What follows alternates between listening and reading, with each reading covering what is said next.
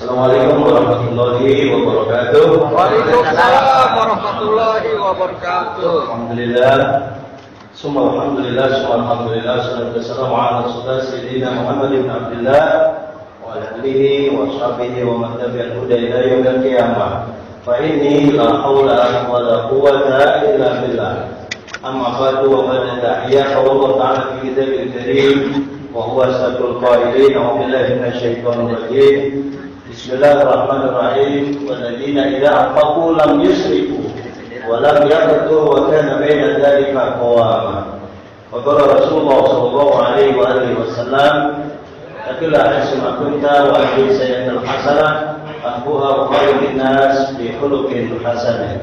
Sadaqallah wa sadaqa Rasulullah.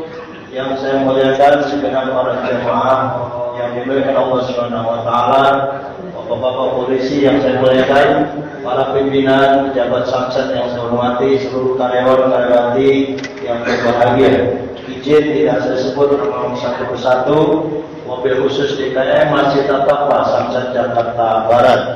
Tentu kita bersyukur Allah kasih panjang umur, nikmat sehat, nikmat iman. Insyaallah malam Jumat nanti Pak Kiai kita akan adakan nisfu Sya'ban. Jadi hari Kamis malam Jumat kita akan nisfu Sya'ban. Siap ya Pak? Insyaallah berbagai rangkaian acara sebagaimana yang diperintahkan para ulama kita menjadi satu kegiatan yang luar biasa, yaitu menyambut nisfu Sya'ban. Di tahun ini Allah mudah-mudahan berkahi kita semua dalam keadaan sehat. Amin. Dimurahkan rezekinya oleh Allah. Bagi yang hadir ini mudah-mudahan dimudahkan segala urusannya. Terkait jurusan Samsat, insya Allah nggak ada yang susah. Ya, semuanya beres, aman. Ya, lancar-lancar semua. Lancar rezekinya, ya, murah segala-galanya. Ya, walaupun ada yang mahal, tapi kita masih bisa beli, berarti murah itu. Jadi nggak usah mengeluh. Kita baru bangun pagi, jangan sekali-kali mengeluh. Kita langsung alhamdulillahilladzi ahyana ba'dama amatana wa ilaihin nusyur. Jangan baru bangun-bangun kita mengeluh, ya Allah mati duit, ya Allah tanah luar, ya Allah ATM saya habis. Ini bukan ciri-ciri orang beriman. Ciri orang beriman bangun tidur, puji syukur Allah masih membangunkan kita, tandanya ada kehidupan. Tinggal semangat kita dari Jabodetabek, ya, dimanapun kita berada. Bismillah ya Allah, saya bergerak, rezeki di tangan Allah. Amin. Jadi kita ini bukan mengejar rezeki. Syariatnya adalah kita Bismillah, tawakal Allah, la haula wala quwwata illa billah, hasbunallahu wa ni'mal wakil, ni'mal maula wa ni'mal nasir. Urusan selesai Allah. Tugas kita adalah menjalankan kehidupan ibadah. Dan itulah yang diberikan Allah, wa ma khalaqtul jinna wal insa illa liya'budun. Kita ingin mau ibadah dalam perspektif yang luas. Ya. Cuma yang diberikan Allah Subhanahu wa taala, karena itu saya sering sampaikan di berbagai forum, Allah mengajarkan seperti doa yang terbaik itu Pak. Ya Allah, jadikan saya itu orang yang bersyukur. Kalau kita mengeluh itu standar manusia. Jadi kalau 1000 orang yang dikumpulin, yang mengeluh itu 75%, yang 25% itu orang yang bersyukur. Amin. Kita minta yang 25%, mudah-mudahan kita menjadi hamba yang pandai bersyukur. Allahumma ja'alna minas syakirin. Doa yang selalu kita panjatkan, Rabbi auzi'ni an ashkura ni'mataka allati an'amta 'alayya wa 'ala walidayya wa a'mal shalihan wa adkhilni fi ibadikas shalihin. Ya Allah, mudahkan supaya saya bersyukur.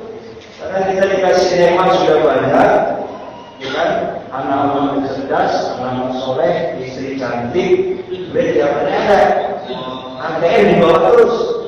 Bahkan ada yang ATM 5, 7. Nah, soal isinya saya nggak ngerti deh. Yang penting punya ATM. Alhamdulillah, pasti isinya juga. Perkara jumlah ini adalah kita selalu diingatkan oleh Allah wa ina'udhu ni'matallahi la tuhsuha. Kalau kamu hitung nikmat Allah nggak sanggup kita hitung, betul Pak? Betul. Nah, katanya lebih banyak nikmat. Ketika orang dikirim azab, dikirim ujian, dikirim fitnah, dikirim bala, itu hanya satu aja. Kadang sebulan belum tentu kita dapat satu musibah. Ya, bangsa Indonesia juga sama. Kita ini menjadi sudah isu nasional, yang pegawai negeri tenang aja, ada pemangkasan anggaran ya, Bapak pejabat biasa aja Pak. Ada istilah pemangkasan anggaran itu yang dialihkan dari satu pos yang lain kita positif thinking. Ya, nggak usah gelisah, karena kegelisahan ini kan juga nggak bisa menyelesaikan masalah. Ya, semua siapapun pemimpin itu menghadapi persoalan-persoalan, dan persoalan ini sendiri bagian dari ujian yang mau berikan kepada para pemimpin. Nah, kita di level kecil menjadi pemimpin, ya Pak, DRT, DRW, ketua musola, ketua masjid, ketua pondok pesantren, kepala madrasah dunia. Nah, ini kita syukuri posisi profesi yang Allah berikan yang sangat berbeda-beda itu saling mengisi. Dan yang lebih penting adalah Bapak, yang kita alami ini yang penting Allah kasih keselamatan dalam hidup. Amin. Karena dulu saya pikir bagaimana menggapai keselamatan, 3 hal ini bisa menjadi kita diselamatkan oleh Allah Subhanahu wa taala. Ya, saya baca dalam kitab Nasaihul Ibad halaman 10. Itu salah munjiatun, ada 3 hal. Dan 3 hal ini kalau kita hafalkan, kita resapi, kita praktekkan dalam kehidupan sehari-hari, insya Allah bisa menyelamatkan kehidupan kita. Amin. Ya Allah. Yang kedua apa? Kita sholawat dulu. Allahumma shalli ala sayyidina Muhammad. Salawat yang paling enak apa Ustaz tadi? Allahumma sholli ala sayyidina Muhammad wa aziril zalimin bil zalimin wa akhrijna min bainihim salimin wa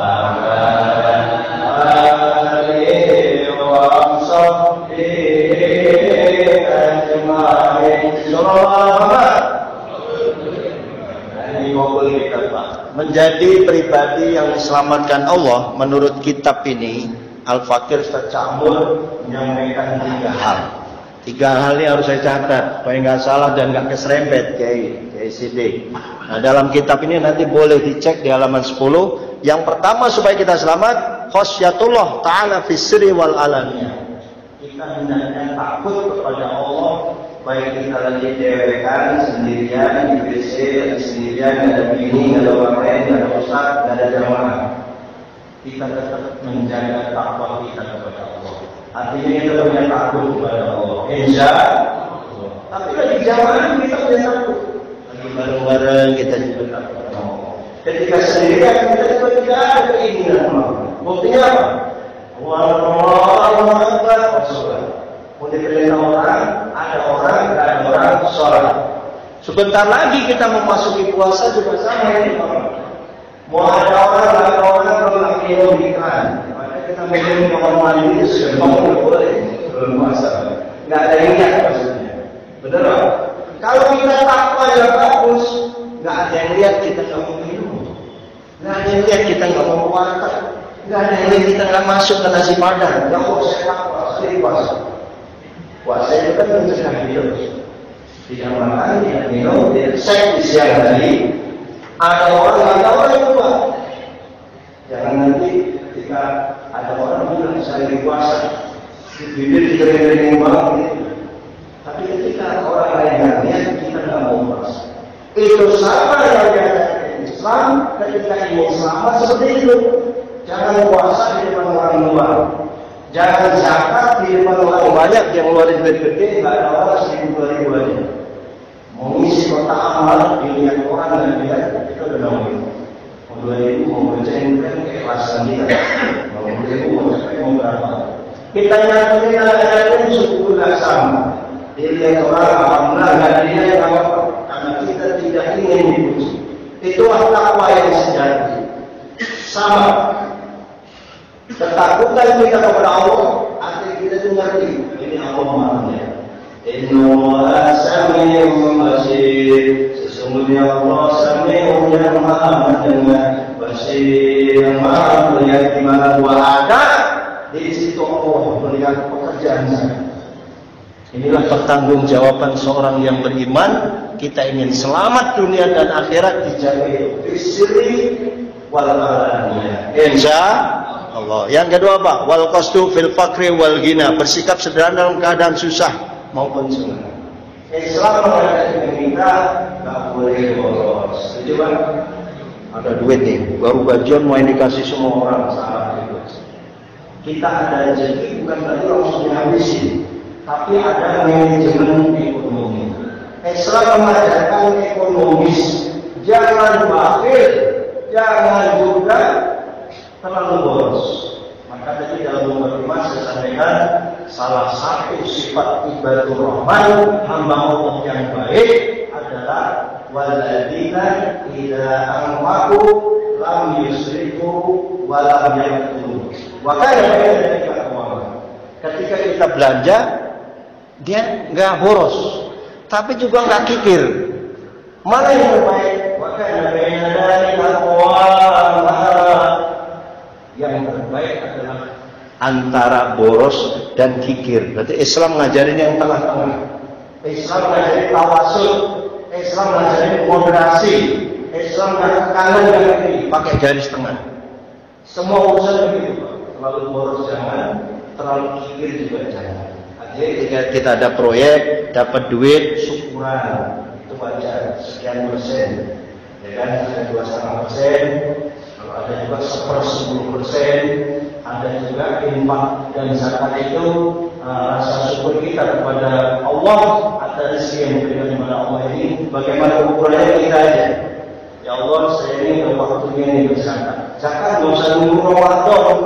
Infak, sedekah, zakat itu ada masa-masanya. Tetapi kapan pun boleh, kalau kita nggak ada umur. Dalam beberapa khutbah saya sampaikan, orang yang sudah meninggal itu, Bapak, itu biasanya dia ingin balik ke dunia. Kalau boleh ditunda itu, ajalnya itu, atau dia dikasih kesempatan, apa yang dia ingin lakukan? Ada dua. Dia ingin bersedekah dan beramal soleh. Dan kita ini masih dikasih umur oleh Allah, kesempatan sedekah juga banyak. Ya, sedekah dalam perspektif untuk tolak bala. Dan orang memimpin di luar kota, saya sopir jauh ini. Saya sedekahkan dulu. Ya Allah, besok saya umroh, ya Siddiq. Kita panggil Kiai, panggil Ustaz, ngumpulin 40 orang di BSN, ya jangan 40 bener. Itu kalau Ustaznya buat sopir gimana? Pak RT, diundang Pak RT, bawa 3 orang. Sekarang sudah ada 2 juga, Pak Siddiq. Maka BSN-nya jangan 42. Kalau kita undang 40, BSN bikin 60 atau gocap. Ini ada sisa. Kalau di barang itu Pak, kan kita juga malu pas undang 40 ya biasa kurang perasaan kita. Nah ini pola-pola pikir seperti ini perlu Bapak ya. Kalau kita mau sedekah anak yatim undang 10 orang, datang 12 orang. Yang 2 ini kita siapin amplop ya supaya anak yatim ini gembira. Ini tugas kita Pak di masyarakat ya, di rumah kita, di majelis kita, di kanan kiri kita. Dan saya alhamdulillah Masjid Samsat sudah melakukan hal-hal yang terbaik menjadi contoh. Dan saya sampaikan ini menjadi percontohan masih KCB kesederajaan dan saya terima kasih kepada tim pimpinan bangsa yang mengajarkan pengajiannya rutin. Selamanya bukan lagi ilmunya tambah terus. Persoalan diamalkan nanti asik selama ini terkadang kita lakukan. Betul. Nah, kalau kita ingin selamat dari dosa apa? Yang pertama takwa dalam kondisi kita lagi sendirian mau makan. Yang kedua hidupnya sederhana. Dia pengertian sederhana itu harus ada Pak. Kalau ini kata Ustaz ada sederhana, beli sarung yang murah-murah aja, cap mangga, cap apa itu Pak Siddiq. Ya itu boleh sarung mewah juga sama gimana kita Siddiq. Mobil juga bukan berarti Bapak disuruh sederhana, mobilnya yang anak atau mobil tuan-tuan saya juga Bapak silakan mobil yang paling mewah. Tapi tetap bisa bersikap sederhana. Karena kesederhanaan bukan tergantung pada fisiknya. Orang selalu mewah, Pecinya mahal, cincinnya mahal, jasnya mahal, sepatunya mahal. Boleh Islam? Boleh, Pak. Tidak ada masalah. Dan kita tahu sudah sesuai kelas kita masing-masing. Terutama ibu-ibu kan, belum lebaran, ini belanja pasar benar kondisi. Kita ini laki-laki kayak harus punya ATM di luar semua tadi. Istri minta baju kita kasih. Belum lebaran itu, Pak. Puasa juga belum. Dia sudah minta baju. Kewajiban suami bantu itu, kasih makan, kasih baju, kasih tempat yang baik. Selain kewajiban kita memberikan nafkah batin. Nah, batin itu bukan hanya seks, Pak. Memberikan rasa nyaman, rasa aman, melindungi istri, membahagiakan istri itu bukan batin ini. Memberikan kebebasan istri untuk ikut majelis zikir, itu juga kewajiban kita, Pak. Dia bahagia. Dia ketemu ustazahnya, Nabi Assalamualaikum, Pak dung itu, Pak. Itu bagian aktualisasi memberikan istri supaya dia refreshing melalui. Maka pengajian itu jangan bikin stres jamaahnya. Jadi kalau majelis taklim bikin stres jamaah itu salah Ustaz. Bagaimana supaya jamaah senang? Ada istilah Pak, ada makan bareng, nyambel bareng, kasih ada jalan naik bis, sesekali wisata, namanya wisata rohani, wisata apa? Plus rohani dan jasmani, namanya juga orang wisata.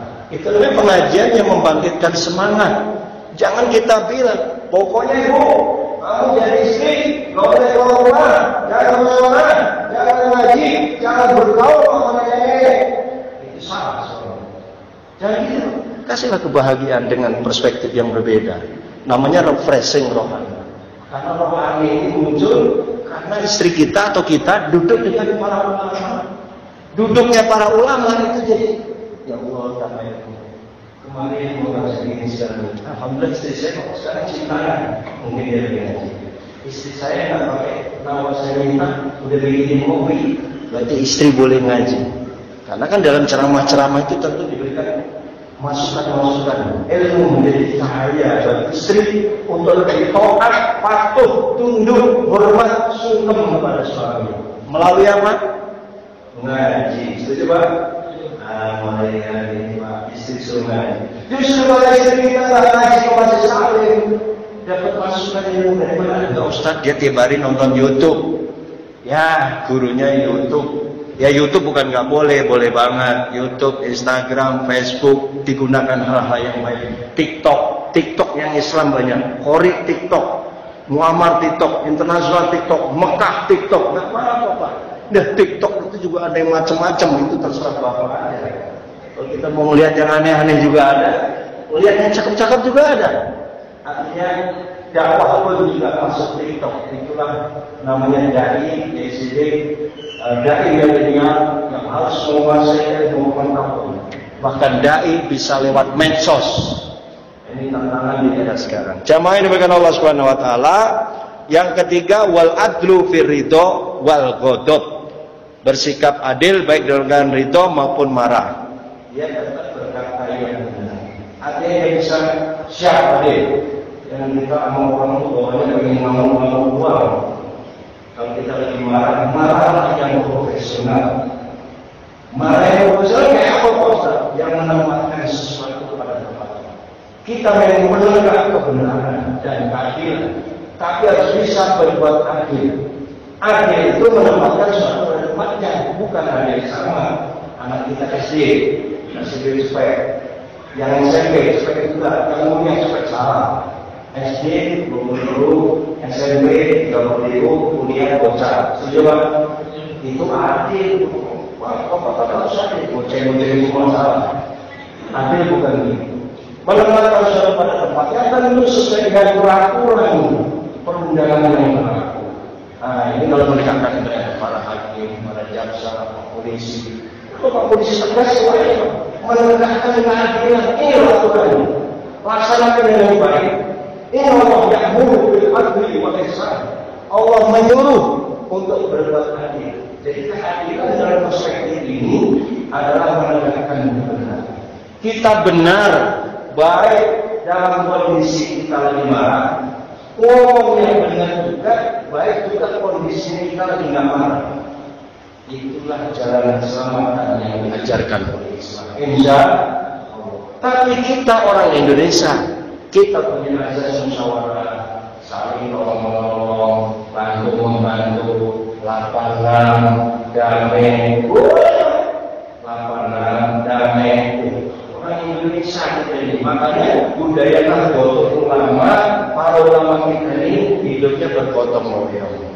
Enggak perlu saling menjegal, saling menjatuhkan, saling menyakiti. Selama masih bisa dikerjakan dengan cara damai, kenapa tidak? Itulah azas permusyawaratan. Sila keempat Pancasila. Islam juga mengatakan wasabilhum bil amr. Kalau menghadapi persoalan, musyawarah dulu. Jangan main ada urusan ustaz, langsung saya bawa ke pengadilan, saya hukum. Enggak gitu juga.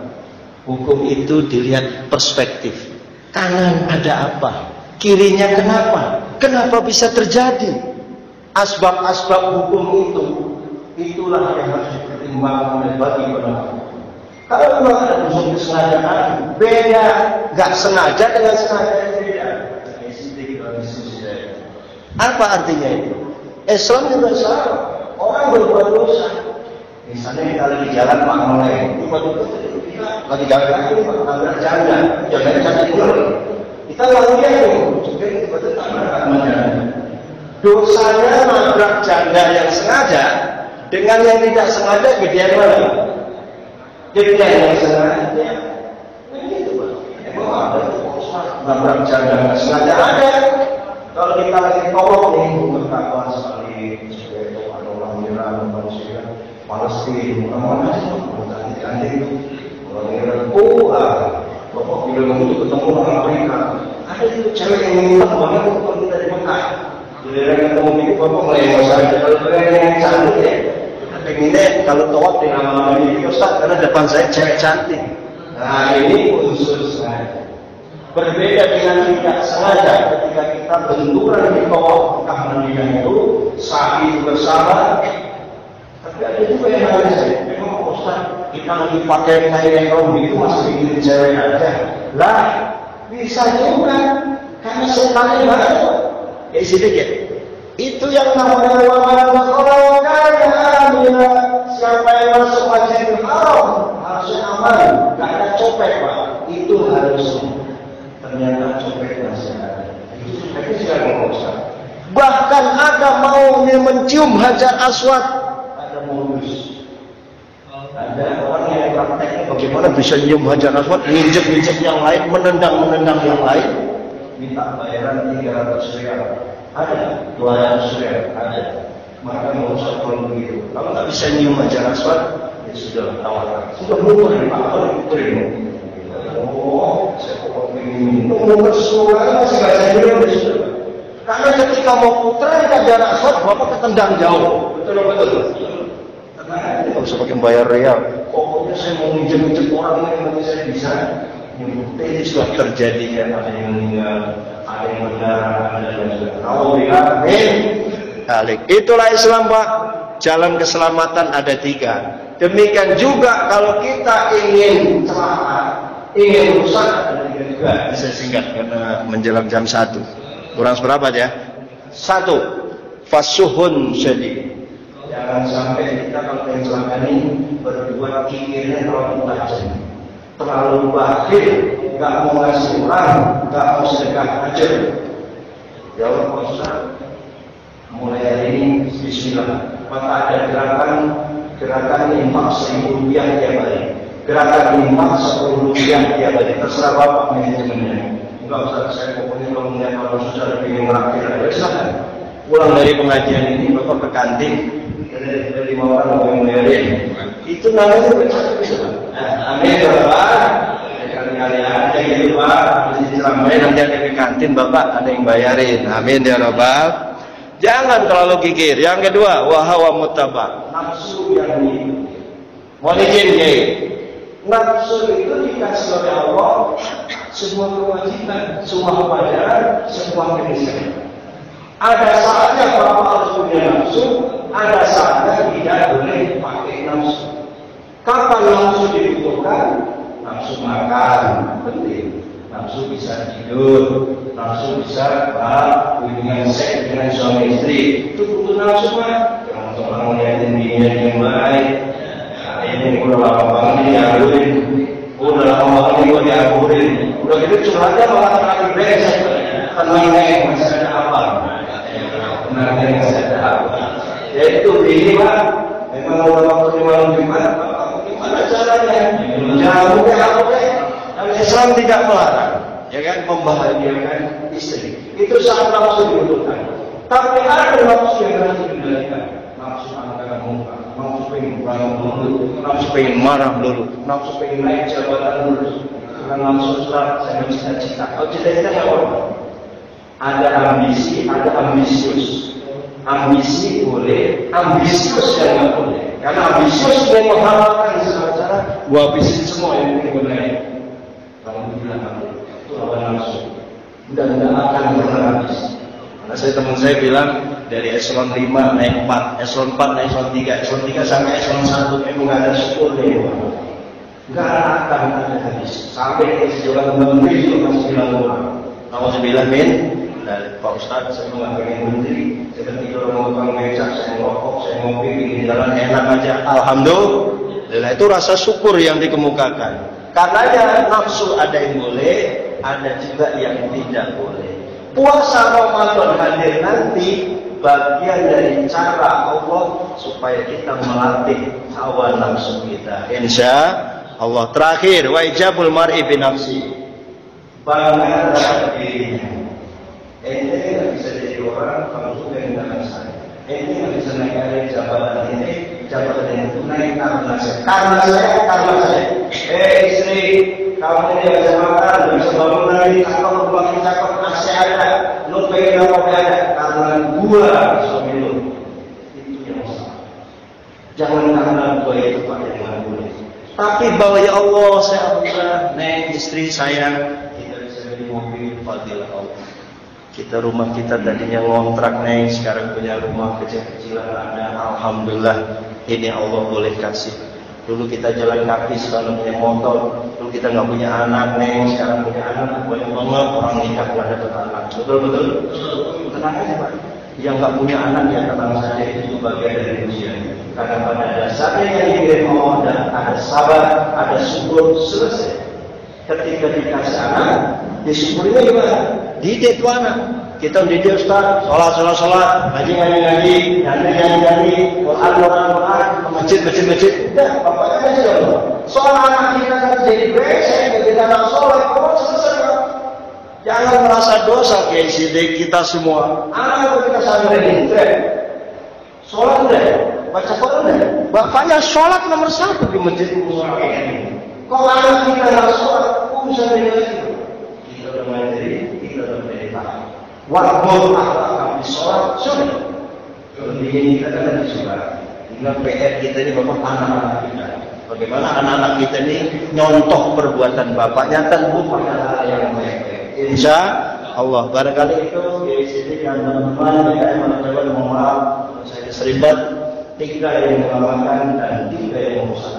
Mudah-mudahan Allah selamatkan kita dan dihindari dari segala kerusakan, baik kerusakan internal maupun eksternal. Amin ya rabbal alamin. Mohon maaf, sampai jumpa di dalam kesempatan